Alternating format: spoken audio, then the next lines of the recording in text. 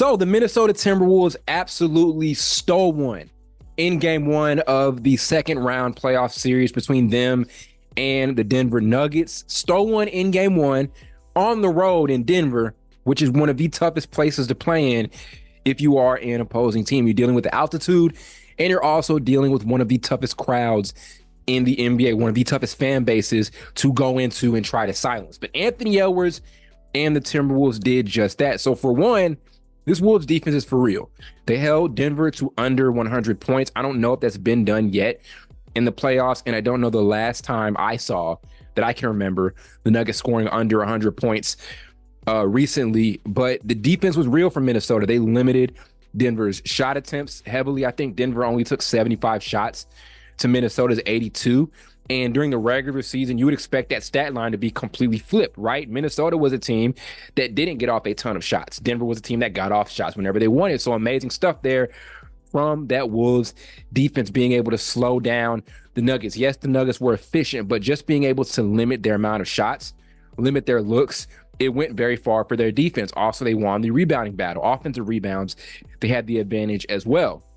So we can get into the X's and O's stuff all we want to, but I really want to talk about Anthony Edwards. And honestly, at the beginning of the season, people were kind of starting that thing about him being the next Michael Jordan, right? Or him being like the next Kobe and the next best player in the league. And I'm like, well, I feel like we're really quick to jump on that. We did it with Devin Booker. We called Devin Booker the next Kobe, right? Then we called Jason Tatum the next Kobe. Then the Celtics just kind of kept running into this wall. And I didn't really want to buy into the Anthony Edwards thing just yet, because we're always comparing these younger players and these next up guys to like these ultimate legends, these top three players of all time. There were some buckets he hit, not just in this game, but also in that Suns series, where just the way he was getting the buckets, just the way he was getting to his spots, the elevation on his pull-ups, I'm seeing a little bit of Mike. And I didn't want to believe it. I didn't want to buy into it at first, but I'm starting to see what people are talking about. And to match that, it's his intensity on the defensive end. He was very intense defensively today, especially to get the game started. And he made a couple of really good defensive plays even late in the game. There was one play where I think Jokic was trying to drive it on Gobert, and he got a really good tip and kind of, tipped the ball away from Jokic. But I love that he's willing to be a lockdown level defensive player, along with being a really, really good offensive force.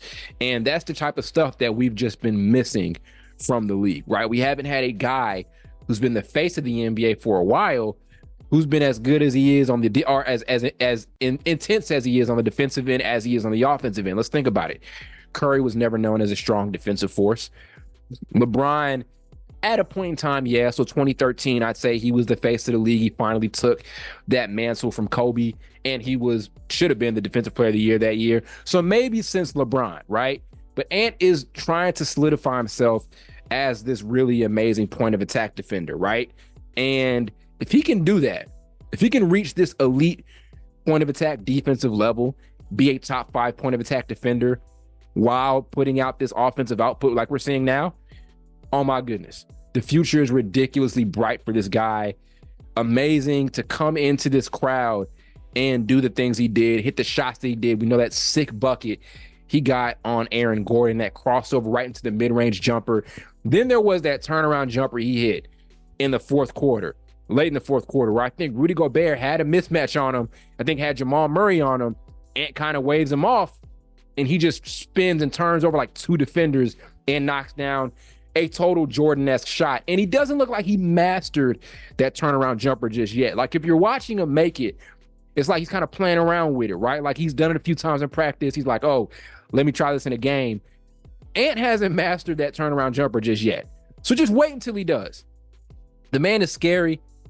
He definitely, I'm buying into all the hype. I actually got to see him play this season in person, and that was kind of when I started turning a new leaf on how I thought about him.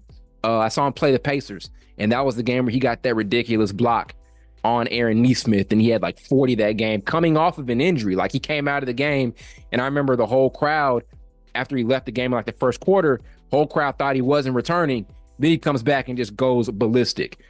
This dude is different, and people don't realize how hard it is to silence a crowd. to silence a home crowd, to control, or excuse me, to silence an away crowd, to control an away crowd. This is one of those guys that can do it. This is one of those young guys that can do it at a very, very high level. We've already seen him do it multiple times at this young of an age, at 22 years old, throughout the course of his career. And this Timberwolves team looks legit.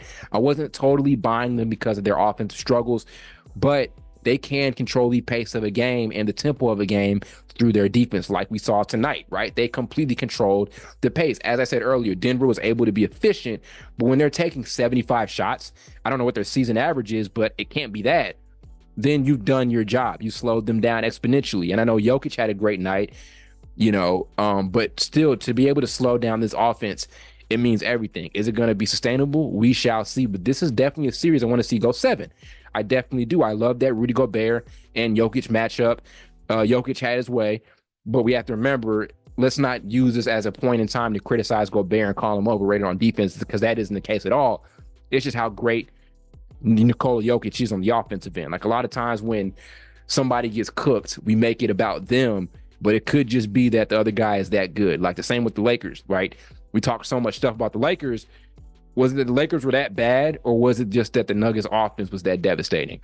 So great stuff we saw there on the court here in game 1.